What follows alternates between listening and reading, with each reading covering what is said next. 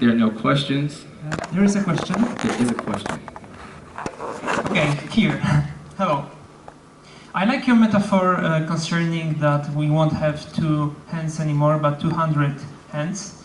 But there's a concern that, okay, individuals, we might gain some convenience gains, but isn't it like that people are afraid that all these gains of these technology revolutions would be completely disproportionately distributed to the owners of the technology, that there's gonna be a narrow group of people who will have thousands or millions of hands, owners of Alexa, Google, and so on, and all us ordinary people will be still left out with our 2 hands, because the history shows that all that productivity gains we have witnessed in the last 50 years, in terms of capitalism, we are not the real beneficiaries of them. People still work more and more. So how would you address this concern? Okay, great question. I want to do a cartwheel. No, so that was an awesome question. Here's the kick. The Bureau of Labor Statistics in the United States, and you can go to the BLS.gov website right now, they measure productivity as, or they establish productivity as a measure of inputs, right? And so they even do a cute video on the website that talks about this woman who makes birdhouses, and they mention the different things that are inputs to her birdhouses, and they show she is able to streamline this process and grow it over time, and she's also putting intellectual property, or her time and sweat, as an input to this productivity, and productivity skyrockets over time, of course, as she throws these inputs. And you're right in what you established, that right now she owns all of the asset, the underlying asset that she draws value from, which is productive, which is the birdhouses. But with personal data, we have a new way to distribute ownership.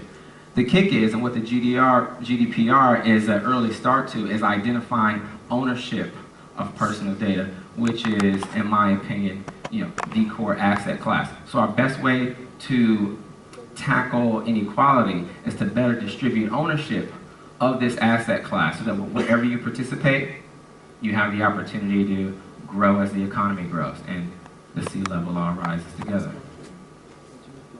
And time is up. But I'll be here all day. I see another person. Okay, sure. Hello, my name is Carolina Wesnick. I work at S&P Global.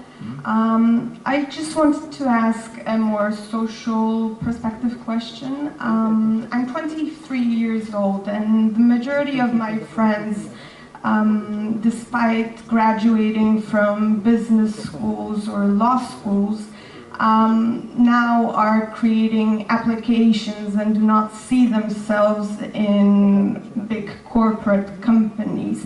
And I wanted to ask about, given the fact that we have so many innovative companies around the world, we still have a lot of traditional businesses on which we rely on a daily basis.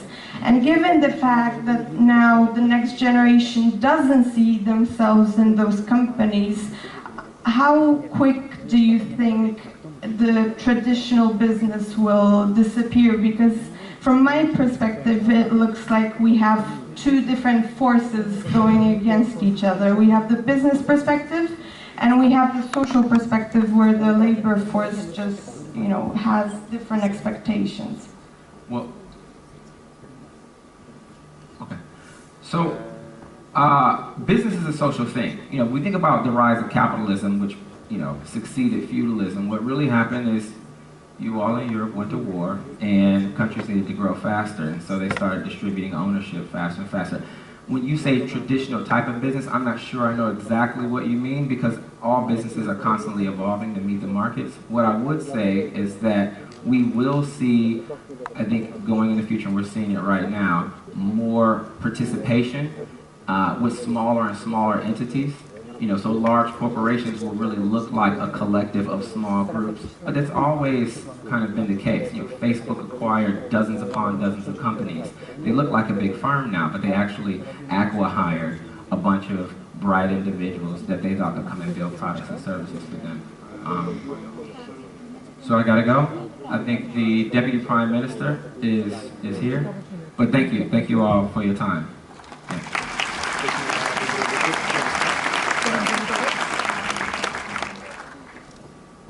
Thank you, Mr. for your speech.